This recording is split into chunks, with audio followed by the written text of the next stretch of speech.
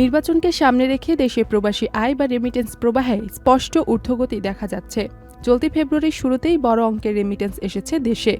বাংলাদেশ ব্যাংকের হালনাগাদ তথ্য অনুযায়ী চলতি মাসের প্রথম 4 দিনে দেশে এসেছে 50,60,00,000 মার্কিন ডলার, যার অঙ্কের পরিমাণ প্রায় 6,173 কোটি টাকা। গত বছরের ফেব্রুয়ারির একই সময়ের তুলনায় এই প্রবাহ প্রায় 19.8% বেশি। 2025 সালের ফেব্রুয়ারির প্রথম 4 দিনে দেশে এসেছিল 42,20,00,000 ডলার। এর আগে চলতি বছরের জানুয়ারিতে প্রবাসী আয় এসেছে 317 কোটি ডলার, আর ডিসেম্বরে এসেছে 322 কোটি ডলার। বাংলাদেশ ব্যাংক এবং বিভিন্ন ব্যাংক কর্মকর্তারা বলছেন, সাধারণত ঈদের আগে প্রবাসী আয় বাড়ে, তবে এবার মূলত নির্বাচনকে কেন্দ্র করেই এই প্রবাহ বাড়ছে। তাদের ভাষ্য অনুযায়ী নির্বাচনী ব্যয় মেটাতে প্রার্থীদের জন্য বিদেশ থেকে বড় অর্থ সংগ্রহ করা হচ্ছে, যা রেমিটেন্স হিসেবে দেশে আসছে।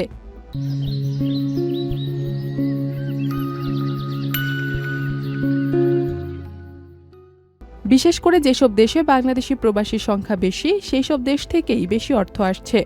বাংলাদেশ ব্যাংকের তথ্য বলছে, 2025 সালে মোট প্রবাসী আয় ছিল 3,282 কোটি ডলার, যা দেশে বর্তমানে বৈদেশিক মুদ্রার রিজার্ভের প্রায় সমান। এই শক্তিশালী রেমিটেন্স প্রবাহের কারণে ডলারের বাজারে বড় কোনো সংকট তৈরি হয়নি, বরং রিজার্ভ পরিস্থিতিও তুলনামূলক স্থিতিশীল রয়েছে। বিশেষজ্ঞদের মতে, নির্বাচনের আগ পর্যন্ত এই রেমিটেন্স প্রবাহ অব্যাহত থাকার সম্ভাবনাই বেশি। ইথিলা কবির প্রমা, চ্যানেল আই।